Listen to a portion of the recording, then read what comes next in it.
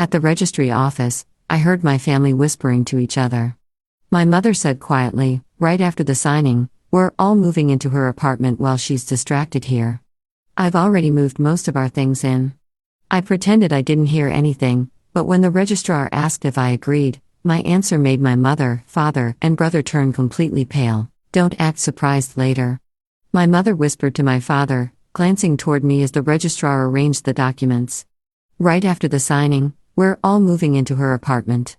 While she's distracted here, I've already moved most of our things in." I stood a few feet away, bouquet trembling slightly in my hands, my face calm, but inside, something cold unfurled.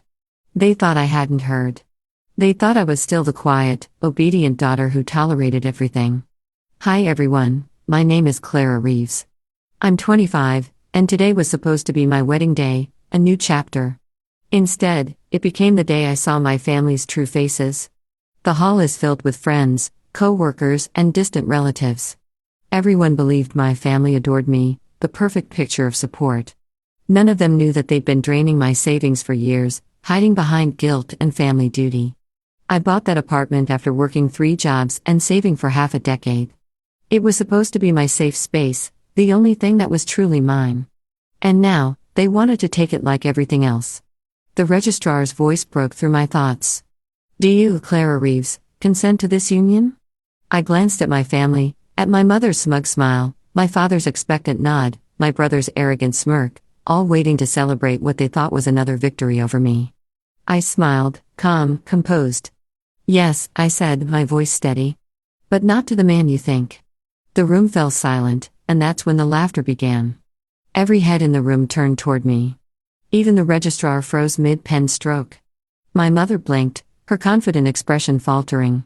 "What do you mean, not to the man we think?" she demanded, voice cracking just enough to betray her panic. I let the silence stretch for a moment, savoring the confusion that had replaced their arrogance. Then I spoke evenly. "I mean, I'm not marrying Daniel Carter, the man you picked because his father owns half of your company.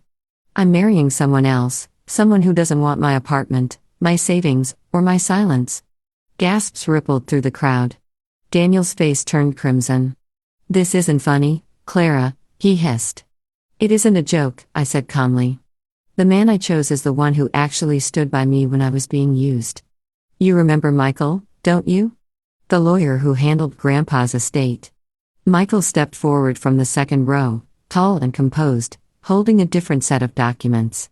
"Good morning, everyone," he said with a polite smile. "Just to clarify, these are the legal papers for our union, filed last week." Clara wanted today to serve as both a farewell and a fresh start. My mother's face drained of color. "You can't do this. We made plans." I tilted my head. "Exactly. You made plans about my money, my apartment, my future. I simply made my own." Murmurs turned into laughter from the guests, not cruel, but approving.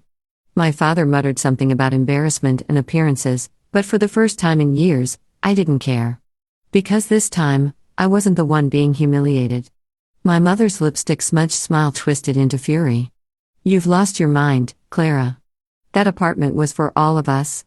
You promised we'd live there as a family." I turned to her slowly. "No, Mom. I promised I'd help until you got back on your feet, but you never wanted stability, just control." Michael placed a thin leather folder on the registrar's table. "These," he said evenly, "are notarized transfer papers, legally securing Claire's apartment, bank account, and business shares under her sole ownership, effective today." My father lunged forward. "You can't. Those funds are family assets." Michael didn't even blink. "Mr. Reeves, the accounts were opened in Clara's name with her independent income. You've been accessing them using a power of attorney she revoked 3 weeks ago." The room fell deathly silent. My brother scoffed. "You're bluffing." I turned to him, my voice razor sharp but calm. "Check your account balance, Aaron."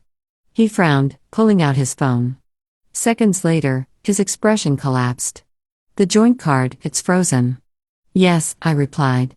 "Consider it part of the new budget plan." Whispers spread through the guests. My aunt leaned toward another relative.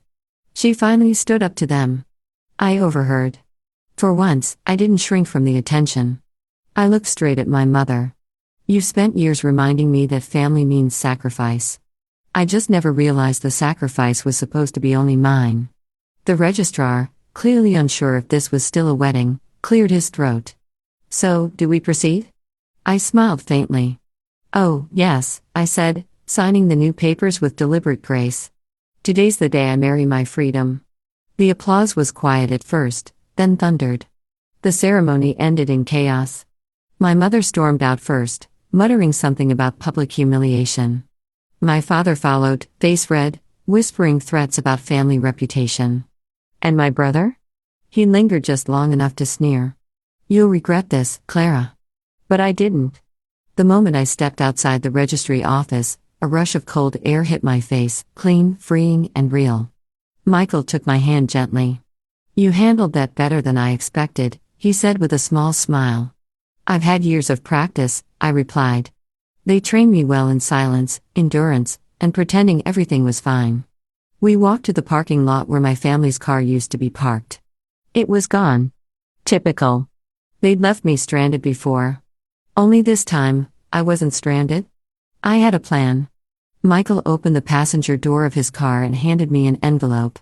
These are the documents for the trust your grandfather created, the one your parents never told you about. You're the sole beneficiary now. I blinked. Wait, what? He nodded. Your grandfather wanted to make sure the money went to the one person who earned it. He suspected what your family was doing, so he came to me before he passed. For a moment, I couldn't breathe. All those years of being called ungrateful, selfish, unworthy, and now, proof that I wasn't wrong. Michael smiled softly. He saw your strength, Clara. He just needed you to see it, too. I looked out the window at the registry office fading behind us, a building that had once symbolized duty and family. Now, it marked the exact spot where I stopped belonging to them. 3 days later, they showed up at my apartment, uninvited, of course. My mother stood at the door in pearls and fury, my father beside her pretending to stay calm, and my brother scrolling his phone like he owned the place. Clara, open up, my mother barked, pounding on the door. We need to talk. I opened it just wide enough to lean against the frame. I don't think we have anything left to discuss. My father exhaled sharply. Don't be dramatic. We made some mistakes, but you're still part of this family. You'll let us stay until we sort things out. I smiled, the same calm, patient smile they used to mistake for weakness. I think you're mistaken, Dad. You moved into my apartment, remember? While I was at the registry office. Their faces stiffened. I stepped aside and gestured toward the hallway, where 2 movers were already unloading boxes. You see, I had the locks changed, and everything they moved in, it's already packed for return delivery. You can pick it up from storage once you cover the fees. My brother's mouth fell open. You can't do this to your family. Oh, but I can, I replied evenly. Because family doesn't drain your accounts, steal your home, and call it love. My mother tried one last time. Were your parents? I met her gaze coldly. Then you should have acted like it when I needed parents, not tenants. The door clicked shut behind them, their stunned silence echoing down the hallway. Inside, for the first time, the apartment felt truly mine, quiet, safe. Freedom had a sound, after all. It was peace. A week passed before I heard from them again. This time, it wasn't shouting at my door, it was silence, the kind that comes when people realize the game is finally over. Then, one morning, a letter arrived. It wasn't handwritten, it was an official document. My father's company, the one my grandfather built, had filed for restructuring. And there, in the fine print, was my name, majority shareholder, Clara Reeves. I froze. I called Michael. This can't be right, he chuckled softly. It's completely right. Your grandfather left controlling shares in your name years ago. Your parents have been using them illegally. Now that you've signed your independence legally, everything reverts to you. My hand trembled as I flipped through the pages. All these years, they were never in control. Michael's voice softened. Your grandfather wanted to make sure that when the truth came out, you have the power to choose what happens next. That night, I drove to the old family house. The lights were dim. My father opened the door looking older, smaller, defeated. Clara, he said quietly, please don't take everything. We'll lose everything. I looked around the once grand living room filled with things they'd bought with guilt and manipulation. I'm not taking everything, I said, just what was already mine. My mother's voice trembled. What are you going to do? I smiled faintly. Something you should have done a long time ago. Rebuild the Reeves name with honesty. And for the first time, they didn't have a single word to say. By the end of the month, I was seated at the head of the boardroom table my father once ruled. The same leather chair, the same panoramic city view. Only this time, every pair of eyes in that room waited for my approval. Ms. Reeves, one of the executives said, we've reviewed your restructuring proposal. It's bold, but effective. I nodded, my tone calm but firm. It's not bold, it's overdue. This company's been run by appearances, not integrity. That ends today. The meeting continued for 2 hours, and when it ended, every decision had my signature on it. When I stepped out into the corridor, Michael was waiting, a quiet pride in his eyes. You did it, he said softly. No, I replied, adjusting my blazer. I just stopped pretending I couldn't. Later that evening, I hosted a small charity dinner. Not for investors, not for show, but for the hospital that had treated my grandfather in his final days.